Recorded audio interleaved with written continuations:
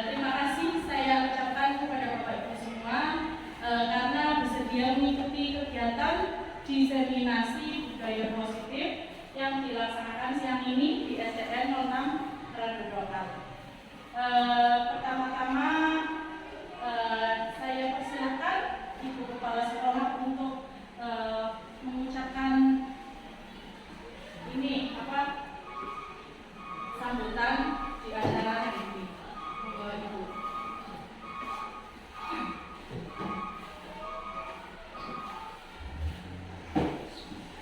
Assalamualaikum warahmatullahi wabarakatuh.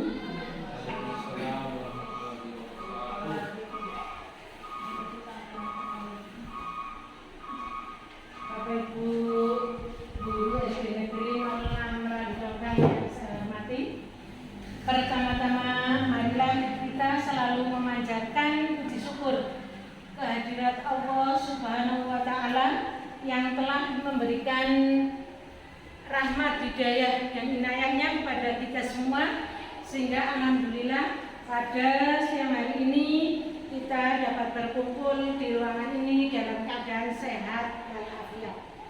Salawat dan salam selalu tercurahkan kepada junjungan Nabi kita Muhammad Sallallahu Alaihi Wasallam. Semoga kita selalu mendapatkan syafaatnya baik di dunia maupun di akhirat nanti. Amin amin ya rabbal alamin. Bapak Ibu yang saya hormati, bahwa hari ini ada acara diseminasi budaya positif yang akan disampaikan oleh Bu Anita Larasati. Kami dari Kepala Sekolah minta kepada Bapak Ibu Guru agar bisa mengikuti dengan baik dari budaya positif ini yang termasuk baik sekali bagi Bapak Ibu, karena budaya positif ini merupakan nilai-nilai keyakinan kebiasaan-kebiasaan yang berpihak pada murid. Contohnya adalah ada sopan santun, disiplin, kemudian gotong royong, kerjasama, dan masih banyak lagi lainnya. Semuanya adalah berpihak pada murid.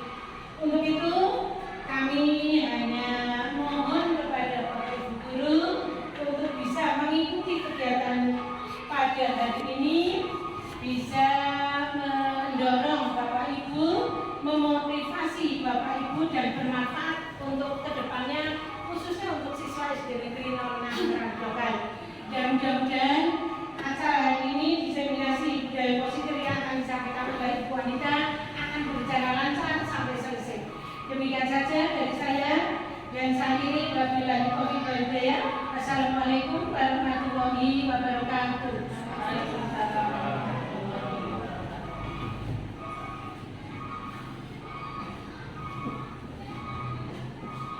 Terima kasih kepada Bu Buda Putri selaku Kepala Sekolah SDN 06 Randurokan atas sambutannya. Baik Bapak Ibu, ini acara kita lanjutkan. Baik, sebelum kita masuk ke materi, alangkah lebih baiknya kita senyum dulu selama 30 detik.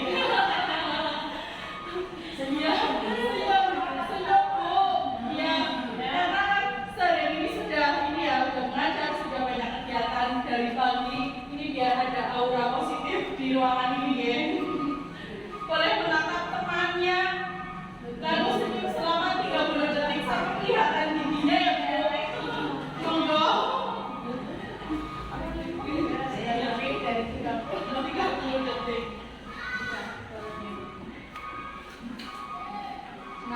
Ini latar belakang. Untuk mewujudkan merdeka belajar dan profil belajar Pancasila, maka perlu adanya budaya positif bagi murid yang akan memperkuat karakter mereka berdasarkan kebiasaan-kebiasaan baik dan keyakinan keras yang telah dibuat dan diyakini bersama-sama. Tujuan diseminasi dan ini yaitu untuk pemenuhan tugas modul 1.4, lalu pembahasan tentang budaya positif dan upaya menggerakkan dan memperluas komunitas. Seorang guru yang baik harus memiliki kemampuan dalam mewujudkan budaya positif di sekolah. Budaya positif tersebut dapat dijalankan dengan menerapkan konsep-konsep inti seperti disiplin positif, motivasi perilaku manusia, keyakinan sekolah atau kelas, kebutuhan dasar manusia, posisi kontrol restitusi, dan segitiga restitusi. Nanti ini akan saya bahas satu persatu. Nah, disiplin positif di benak Bapak Ibu, disiplin positif itu apa sih? Menurut Bapak Ibu, ada yang mau menjawab? Monggo.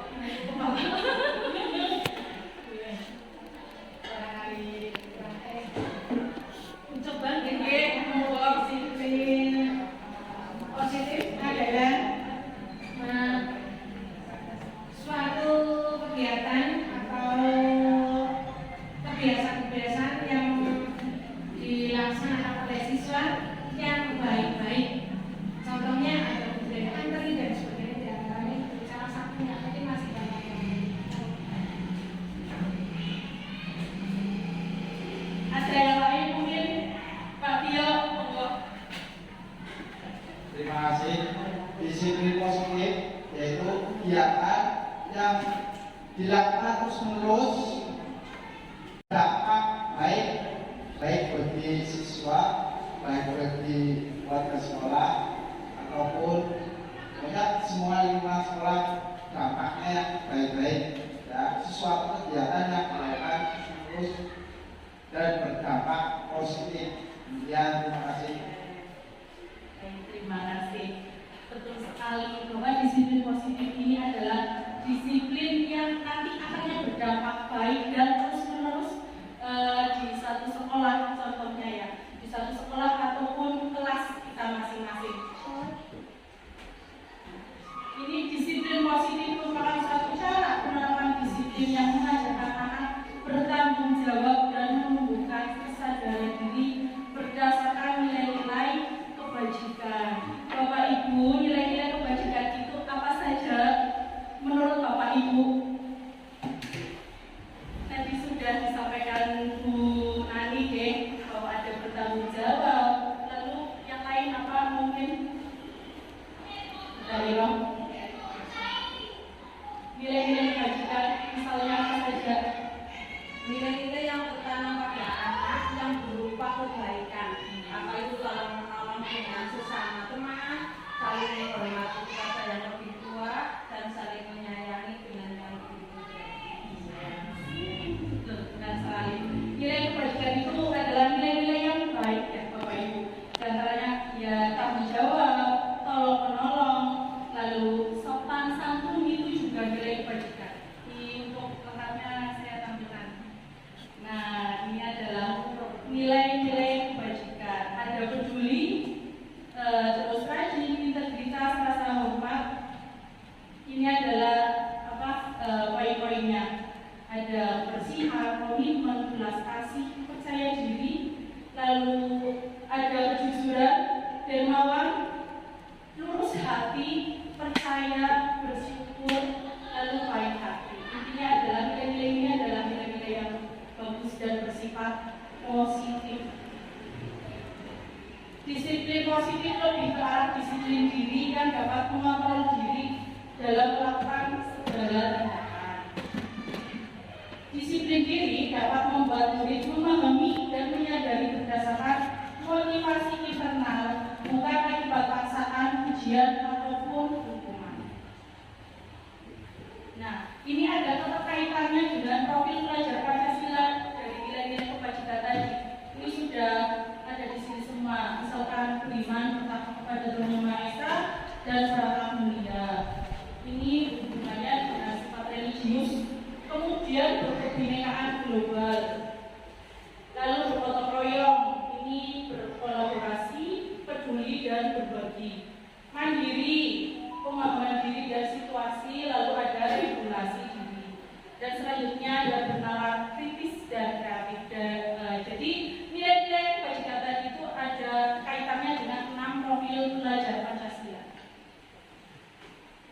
Nah, motivasi perilaku manusia untuk menghindari ketidaknyamanan atau hukuman, untuk mendapatkan imbalan atau penghargaan dari orang lain, lalu untuk menjadi orang yang mereka inginkan dan menghargai diri sendiri dengan nilai-nilai yang mereka percaya.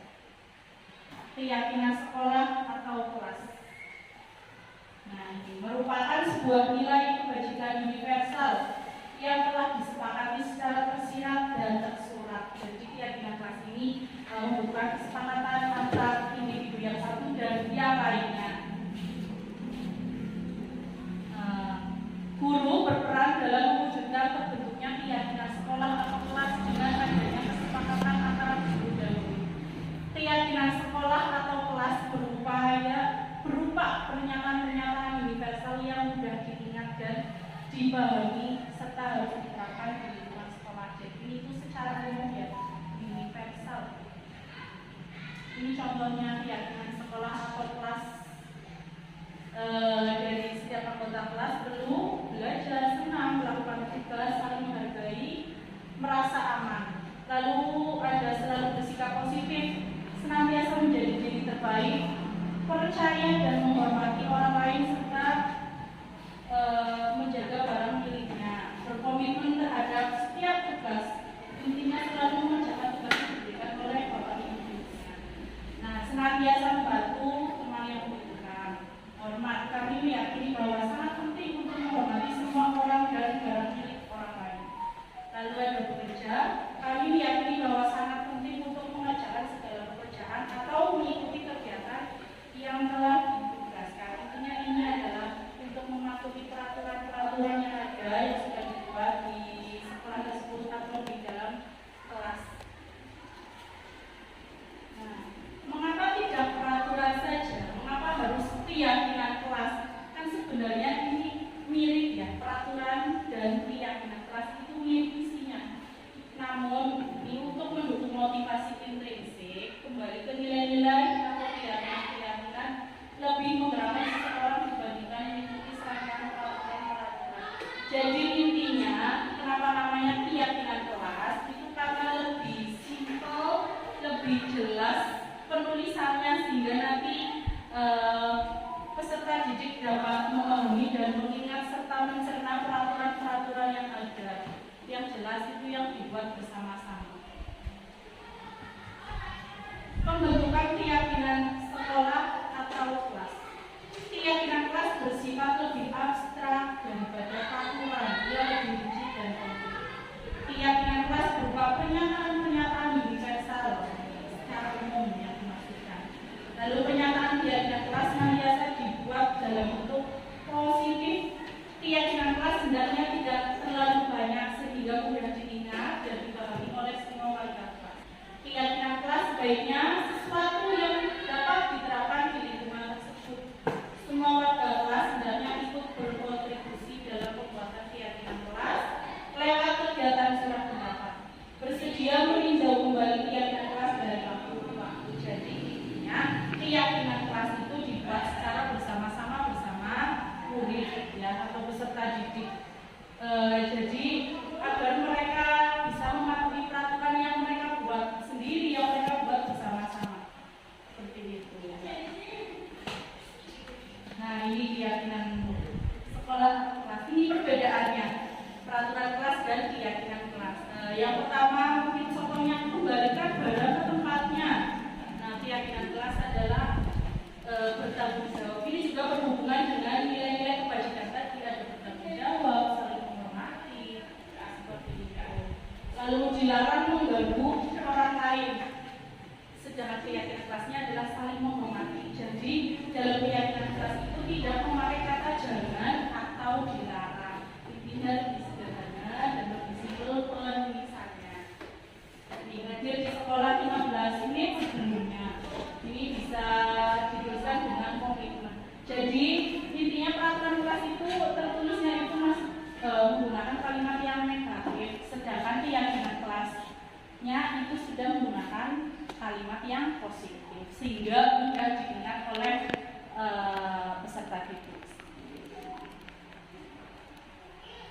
Bapak Ibu, kita sebelum lanjut ke acara selanjutnya, kita screening dulu ya biar gak ngantuk. Boleh sambil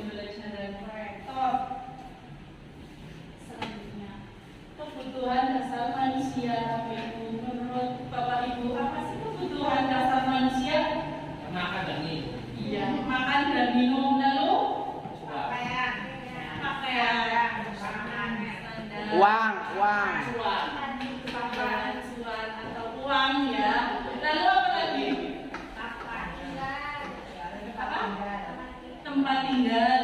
Oh, lalu cuma itu saja. Sandal, ya. Patin. Piknik. Ya, apa lagi? Banyak ya. Banyak ya. Iya. Oke, makan minum ya. Nah, ketika seorang murid melakukan satu perbuatan yang bertentangan dengan nilai-nilai kebajikan atau melanggar peraturan, dan itu sebenarnya dikatakan karena mereka gagal memenuhi kebutuhan dasar manusia. Ya kan, benar Bapak Ibu, biasanya ada peserta didik yang mungkin gimana ya, melanggar ini peraturan, itu mungkin karena gagal memenuhi kebutuhan dasar manusia tersebut. Nah, Bapak Ibu, ini masih numpang. Coba dilengkapi nomor 1. Ini karena dari kebutuhan dasar manusia. Nomor 1 kira-kira apa? Ayo apa? 100.000 apa ya? Apa kira-kira, silakan 1 menit.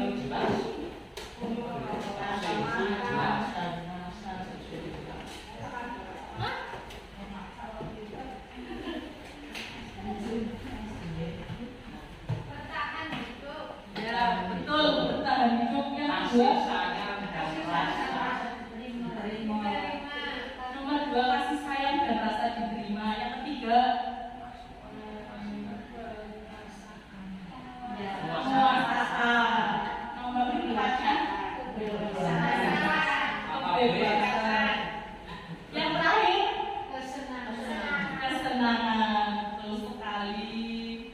Nah, iya. Jadi 5 kebutuhan dasar manusia. Dari 5 yang pertama adalah bertahan hidup, lalu kasih sayang dan rasa diterima, penguasaan, kebebasan, dan kesenangan. Kalau bertahan hidup tadi contohnya makan, minum, seperti itu ya. Duit sebenarnya ya.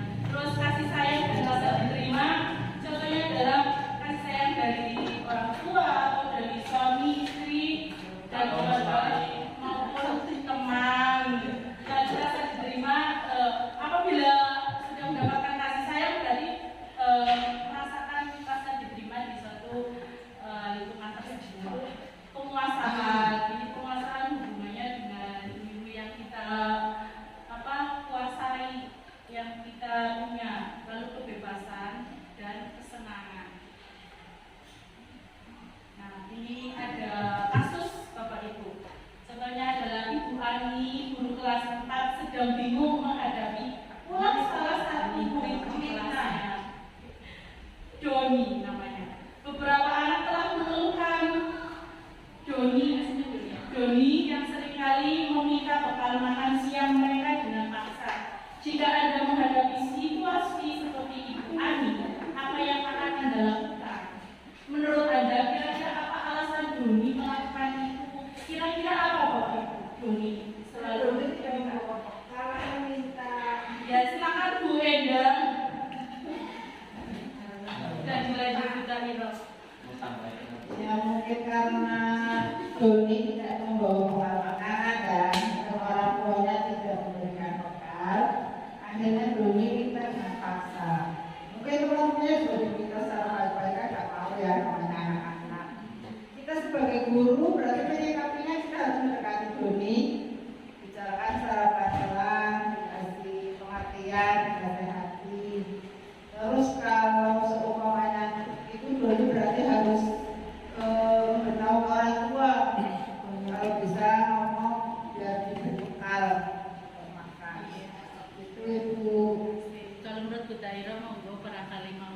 masyarakat.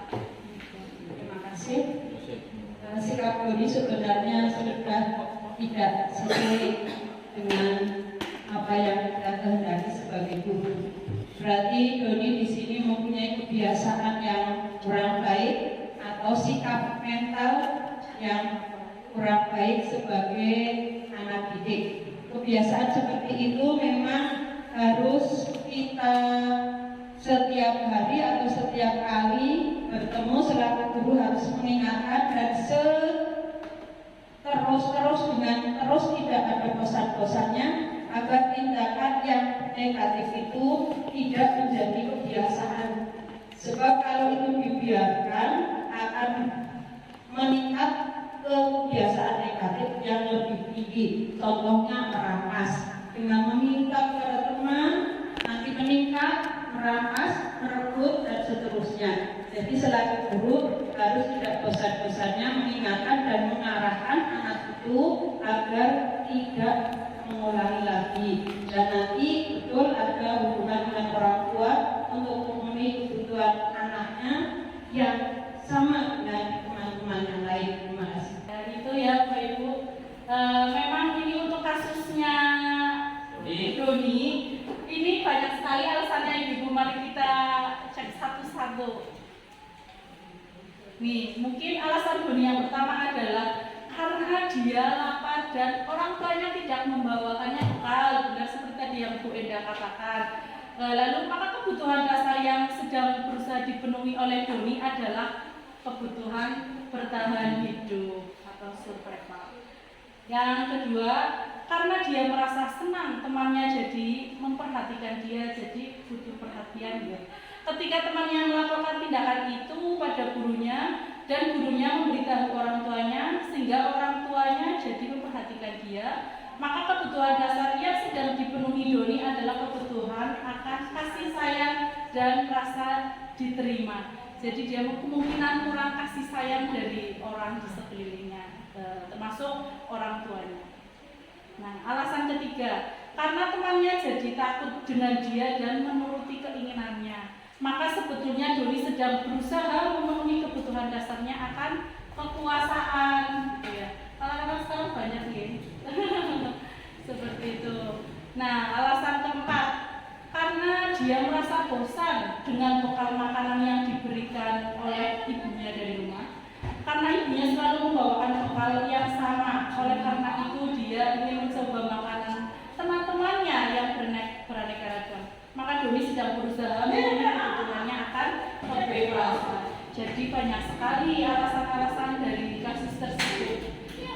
Ini nanti kita gali menggunakan segitiga restitusi.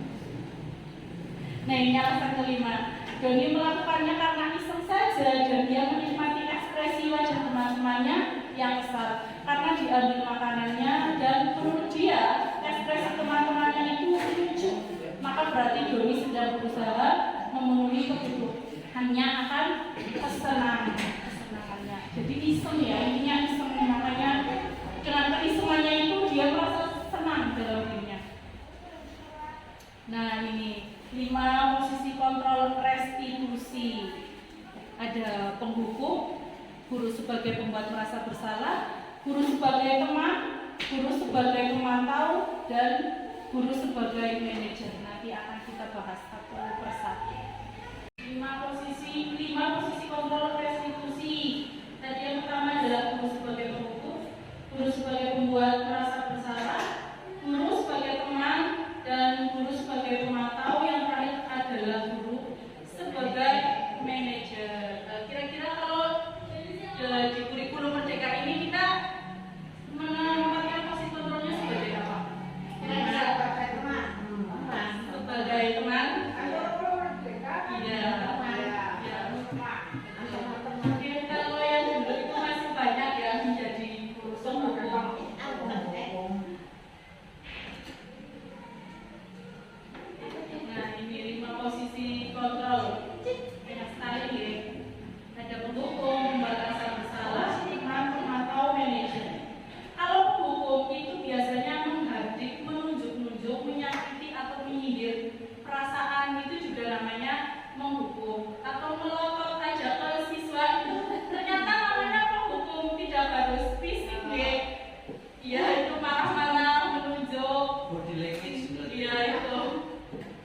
Nah, ini contoh kalimatnya. Kalau kamu tidak melakukannya, awas ya, rasakan seperti itu, seperti mengancam. Ya, lagi hasilnya apa? Kalau sebagai penghukum, murid akan memberontak, menyalahkan orang lain, atau bisa jadi berbohong dan mengulangi kesalahannya sama. Lalu dengan kaitannya dengan dunia berkualitas itu apa? Jadi murid meletakkan guru di luar dunia berkualitasnya. Nah, murid biasanya berkata, biarkan saja, nanti sudah marah-marah lagi. Seperti itu.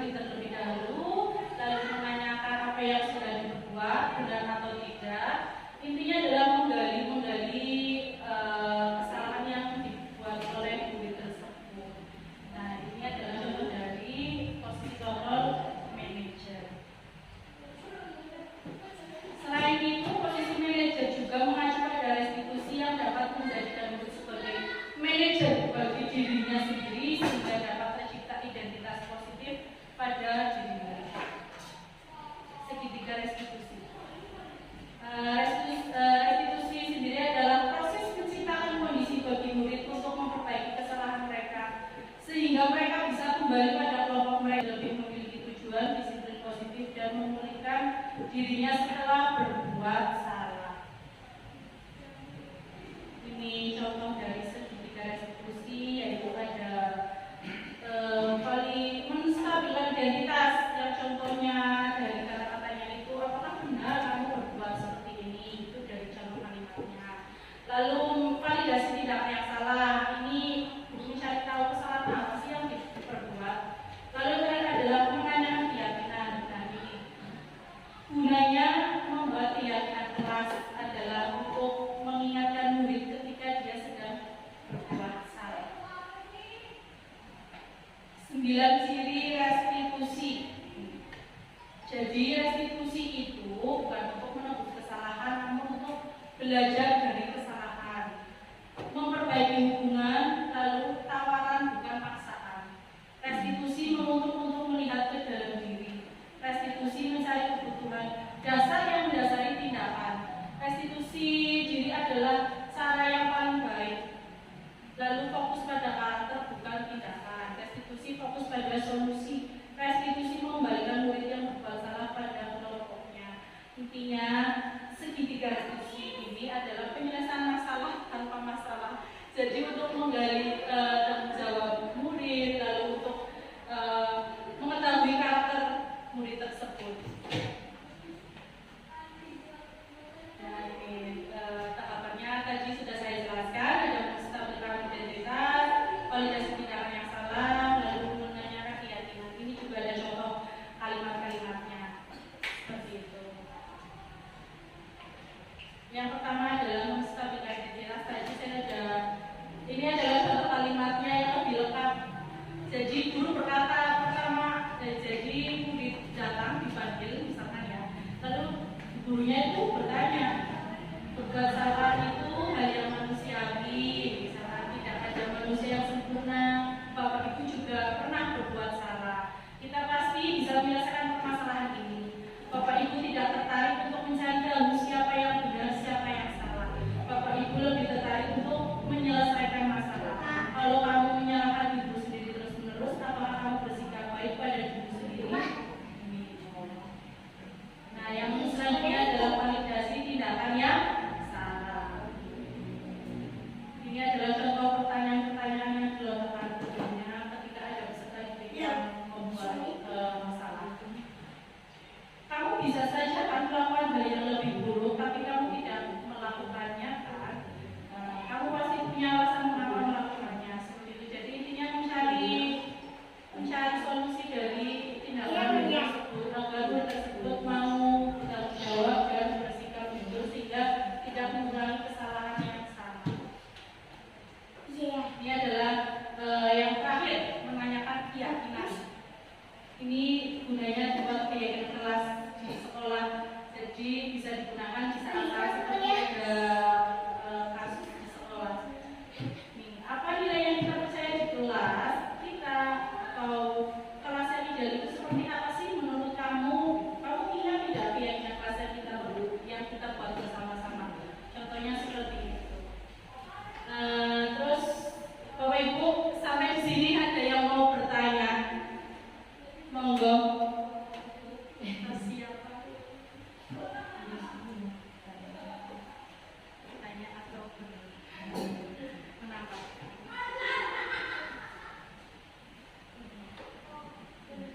Ini ya untuk destinasi budaya positif ini menurut saya baik sekali, dan juga nanti Bapak Ibu guru bisa terdorong, bisa mengikuti atau istilahnya bisa termotivasi dengan adanya destinasi budaya positif ini. Hanya sedikit ya, bagaimana cara membangun atau membangkitkan budaya positif di sekolah supaya guru nanti mungkin yang hari akan melaksanakan, ya, akan mulai dengan budaya positif ini bisa bagaimana cara membangun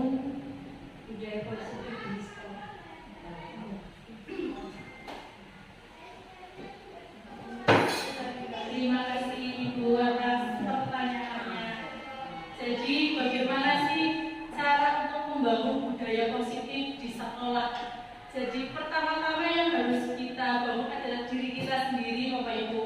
Kita harus mencontohkan dan hal yang baik kepada murid kita. Kita harus menjadi panutan dan tauladan bagi murid-murid kita. Karena otomatis mereka akan meniru dan mencontoh perilaku kita sehari-hari di sekolah. Lalu kemudian itu nanti bisa dijabarkan atau diluaskan kembali dengan membuat keyakinan-keyakinan kelas yang ada di kelas.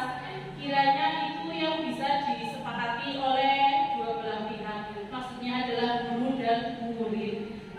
Ketika mereka membuat peraturan sendiri, membuat keyakinan kelas sendiri, otomatis mereka tidak akan sangat minim melakukan kesalahan seperti itu, sehingga nanti akan terhindar hal-hal yang tidak diinginkan karena mereka sudah tertanam pada diri mereka sendiri untuk melaksanakan peraturan yang ada atau keyakinan kelas yang ada seperti itu.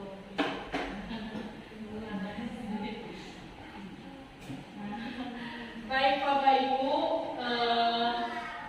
untuk kegiatan hari ini kiranya cukup sekian dan terima kasih terima kasih kepada Bapak Ibu yang sudah hadir di sini, sudah mensupport saya, mendukung saya pendidikan guru penggerak. Saya berharap SDN 06 Manado-Dokal bisa menjadi sekolah yang memiliki nilai positif yang unggul dan bisa diterapkan secara menyeluruh di lingkungan sekolah kita, sehingga sekolah kita terjauh dari namanya nilai negatif dan yang ada adalah nilai positif saja seperti itu Bapak Ibu.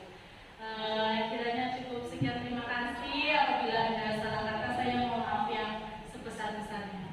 Wassalamualaikum warahmatullahi wabarakatuh.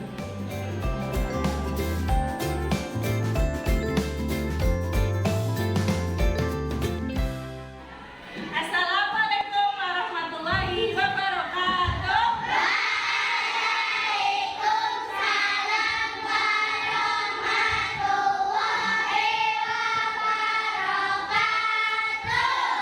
Masih semangat? Oke. Hari ini kita akan buat keyakinan kelas kita. Tahu keyakinan kelas itu apa? Keyakinan kelas itu sama seperti tata tertib atau peraturan kelas. Contohnya apa saja? Satu saja. Iya, rukun. Percaya diri, lalu ya, pintar.